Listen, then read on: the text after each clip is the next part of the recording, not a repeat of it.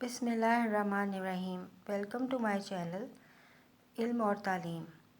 تو آج ہم اردو کا خلاصہ میبل اور میں پڑھیں گے، سلیبس اے او لیولز۔ سب سے پہلے میں آپ کو اس کے رائٹر یعنی کہ جس نے یہ تحریر کیا ہے مصنف کے بارے میں، پطرس بخاری کے بارے میں تھوڑا سا بتاتی چلوں۔ پطرس بخاری اردو کے ایک بہترین مصنف مانے جاتے ہیں۔ وہ بنیادی طور پر تو انگریزی ادب سے منسلک تھے، لیکن اردو کے مضامین لکھنے میں ان کو ملکہ حاصل تھا۔ میبل اور میں ان کی کتاب پطرس کے مضامین سے لیا گیا ہے۔ اس مضمون میں ہلکے پھلکے انداز میں معاشرتی رویوں پر طنز کیا گیا ہے۔ آپس میں گہرے دوست بھی ایک دوسرے پر اپنی دھاک بٹھانے کے لیے جھوٹ کا سہارا لیتے ہیں۔ تو چلیے خلاصے کی طرف چلتے ہیں۔ میبل اور میں کیمبرج یونیورسٹی میں ایک ساتھ پڑھتے تھے۔ ویسے وہ لڑکیوں کے کالج میں تھی، لیکن اکثر لیکچرز میں ہماری ملاقات ہوتی رہتی تھی۔ میرے اور اس کے شوق بھی بہت ملتے جلتے تھے۔ ہم اکثر تقریبات میں اکٹھے جاتے تھے۔ کتب بینی بھی ہم اکٹھے ہی کرتے تھے، پھر ایک دوسرے کے ساتھ مباحثہ کرتے ہوئے حکم صادر کرتے تھے کہ کون سی کتاب اچھی ہے اور کون سی بری۔ ان تمام بحثوں کے دوران مجھے یہ احساس ہوتا تھا کہ میبل حقوق نسواں کے بارے میں زیادہ سوچتی ہوئی صنف نازک کے بارے میں بہت نرم رویہ رکھتی ہے، اور بعض اوقات ایسے رہنمائی کی ادا دکھاتی تھی کہ جیسے مجھے کہہ رہی ہو کہ معاشرے میں مرد حضرات کو عورتوں کے حقوق کے بارے میں زیادہ سوچنا چاہیے۔ ان باتوں سے بعض اوقات مجھے تکلیف پہنچتی تھی کہ میبل زیادہ مطالعہ کرنے کی وجہ سے مجھ سے زیادہ وسیع سوچ سکتی ہے اور سوچ رکھتی بھی ہے۔ پھر میرے احساسات اور جذبات جب منفی ہونے لگتے تو میں جدید تہذیب سے باغی ہو جاتا۔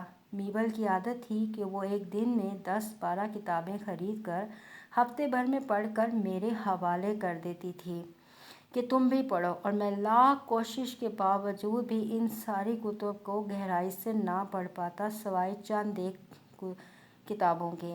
اور پھر میں اور میبل میرے ہی کمرے میں بیٹھ کر خوب بحث کرتے اور میبل بحث جیت جاتی۔ میبل کے چلے جانے کے بعد میں اپنے وجود کے غصے کو سمیٹتا اور برداشت کرتا۔ پھر آخرکار مردانہ آن نے ورگلایا یعنی کہ مردانگی کی ایک جو انا ہوتی ہے نا، اس نے مجھے ورگلایا کہ میں کسی طرح عورت سے اپنی بڑائی کو ثابت کر سکوں۔ جی تو اگلے خلاصے کی طرف چلتے ہیں۔ ہاں جی، تو ہم لوگ کے کمرے میں بیٹھ کر خوب بحث کرتی اور میبل جیت جاتی۔ میبل کے چلے جانے کے بعد میں اپنے وجود کے غصے کو سمیٹتا اور برداشت کرتا۔ پھر آخرکار مردانہ آن نے ورگلایا اور میں نے بغیر پڑھے ان کتب کے بارے میں میبل سے بحث شروع کر دی۔ میں بولتا چلا جاتا اور وہ سنتی چلی جاتی۔ میری آن اور انا مطمئن ہونا شروع ہو گئی اور میں اس فن میں دھیرے دھیرے مہارت حاصل کرتا چلا گیا۔ مجھے یوں احساس ہوتا جیسے میں ایک باوقار مضبوط انسان میبل جیسی صنف نازک کی حفاظت کر رہا ہوں۔ ضمیر مجھے احساس ضرور دلاتا اس جھوٹ کا، لیکن میں اپنی دھن میں مگن جھوٹ بولتا ہی چلا گیا۔ یوں ایک دن اچانک خرابی طبیعت نے مجھے احساس دلایا اور میرا دل نرم کر دیا۔ مجھے اپنے صغیرہ اور کبیرہ گناہ یاد آنے لگے۔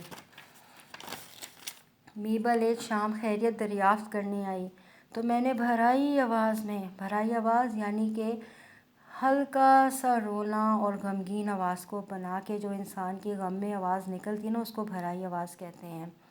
میں میبل سے معافی مانگی اور اپنے گناہ کا اعتراف کر لیا کہ میں جن کتب پر تم سے بحث کر چکا ہوں ان کے کتب کو میں نے ایک بار بھی کھول کر نہیں دیکھا اور ان میں سے ایک لفظ بھی نہیں پڑھا۔ سب کچھ ظاہر کرنے کے بعد ہلکی سی خاموشی چھا گئی۔ پھر اس کے بعد ہم دونوں خوب ہنسے۔ پھر جب میبل رخصت ہونے لگی تو اصلاح کے لیے کتب مانگی کہ میں پڑھنا چاہتا ہوں۔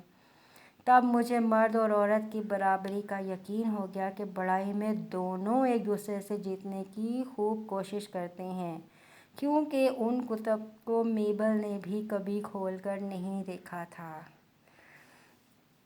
جی تو اگلے خلاصے کو جاننے کے لیے میرے چینل کو لائک اور سبسکرائب کرنا نہ بھولیے گا۔ امید ہے آپ کو آج کی ویڈیو پسند آئی ہوگی۔ انشاءاللہ ملتے ہیں اگلے ویڈیو میں۔ اللہ حافظ، بہت شکریہ۔